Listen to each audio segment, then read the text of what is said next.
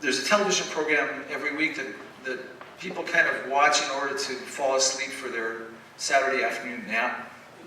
It's V'gosh et ha'itonaut, it's like Meet the Press or Face the Nation. It's the Israeli version of that, but it's very, very dry, and they have these guests, or the water commissioner, or the minister of something. It's just terrible, but it's great it's because Saturday afternoon is the time when you make up for lost sleep.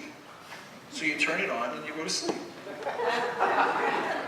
However, for some reason, there were commercials on saying you better watch it this week, and they never have that.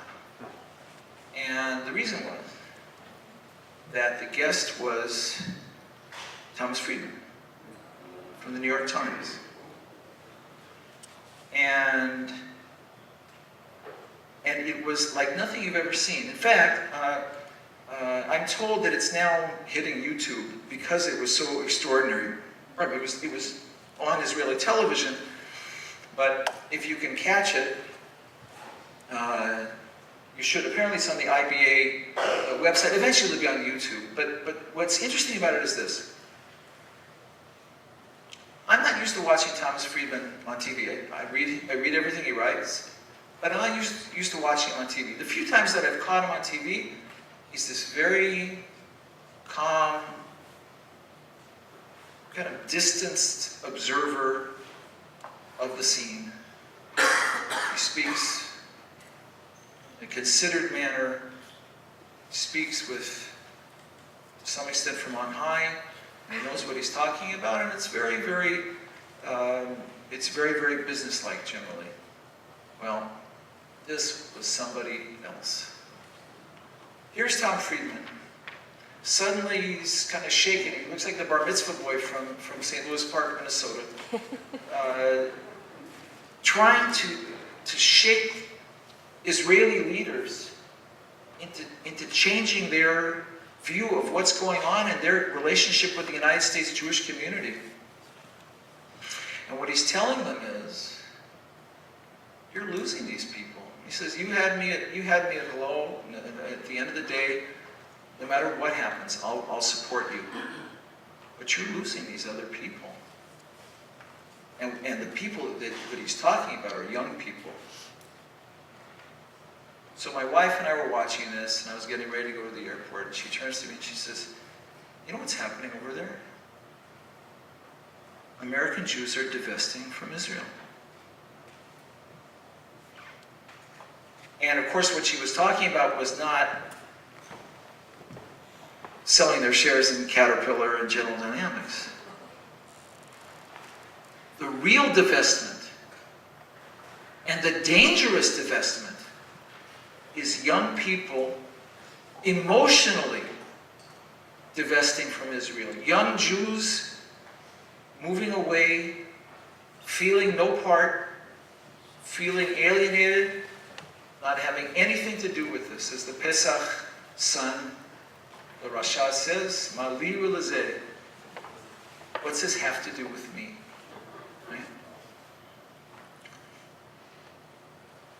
And then the question comes, what sorts of things could interest young Jews in Israel? And they have to be things that resonate with young Jews growing up. Birthright, first of all, is an important step. Birthright has its problems. I know people have criticisms of birthright. But the fact is that no matter how hard the Jewish agency and the government, despite all of their efforts, people still fall in love with Israel when they go. Despite all of the expensive and tremendously energetic efforts, despite all of the efforts to make Israel, in their view, look good, people still fall in love with Israel. Those people in the government, I guarantee you, could kill almost any emotion, but they can't kill this because Israel belongs to those young people. They just don't know it yet. If they go there, they might find out. And there are any number of ways they can get involved when they come back. And even, or maybe especially, if those kids have criticisms of Israeli policies and the way things are going and they want to see things change, there are many things they can do here to make a difference. One of them, an important one, is for them to see that there are many, many people in Israel who are working very hard and very effectively in favor of a better future in all kinds of ways, each one in a different way. Some of them working on reconciliation between Israelis and Palestinians.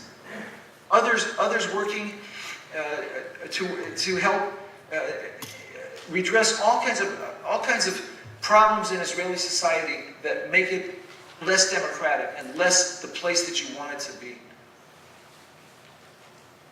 But there has to be that welcoming element in the community that says, however you hook into this, you're welcome.